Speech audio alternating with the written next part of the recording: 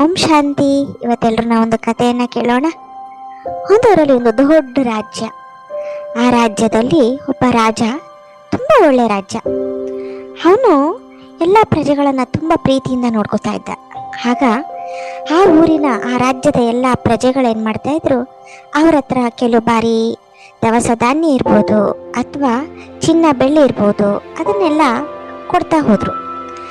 ಆದಮೇಲೆ ಒಬ್ಬ ಬ್ರಿಟಿಷ ಬಂದು ಏನು ಮಾಡ್ತಾನೆ, ರಾಜನಿಗೆ ಒಂದು ಕಲ್ಲನ್ನು ಕೊಡ್ತಾನೆ ಯಾವಾಗ ಹೋಗುವಂಥ ಸಮಯದಲ್ಲಿ.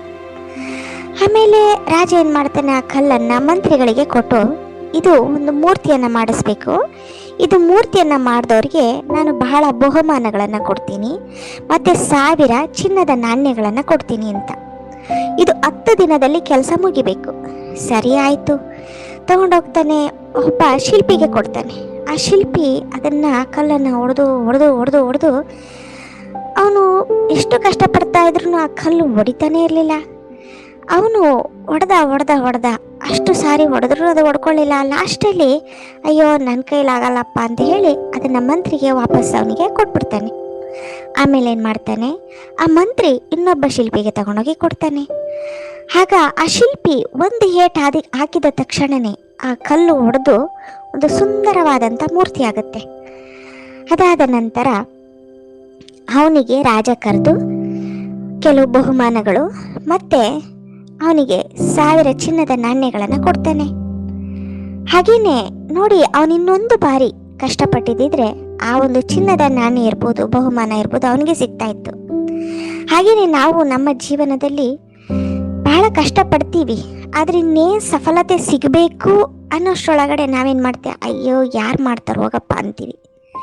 ಹಾಗೆ ಬಾಬರವರು ಸಹ ನಾವು ಮಕ್ಕಳಿಗೆ ಇಷ್ಟೆಲ್ಲ ಹೇಳ್ತಾ ಇದ್ದಾರೆ. ಕೆಲವು ಬಾರಿ ನಾವು ಅನ್ಕೊಂತೀವಿ, ಅಯ್ಯೋ ಯಾರು ಪುರುಷಾರ್ಥ ಮಾಡ್ತಾರೆ, ಇಷ್ಟು ವರ್ಷಗಳು ನಾವು ಮಾಡಿಲ್ವಾ, ಬಿಡು ನೋಡ್ಕೊಳ್ಳೋಣ ಮುಂದಕ್ಕೆ ಅಂತೀವಿ. ಆದರೆ ಬಾಬಾ ಪದೇ ನಾವು ಮಕ್ಕಳಿಗೆ ಹೇಳ್ತಾರೆ, ಮಕ್ಕಳೇ ನೀವು ಸಾಹಸ ಬಿಡಬೇಡಿ, ಸಾಹಸದಿಂದನೇ ಸಫಲತೆ. ಸಾಹಸ ಮಾಡಿದ್ರೆ ಇವತ್ತಲ್ಲ ನಾಳೆ ನಮಗೆ ಸಫಲತೆ ಅನ್ನೋದು ಸಿಕ್ಕೇ ಸಿಗುತ್ತೆ.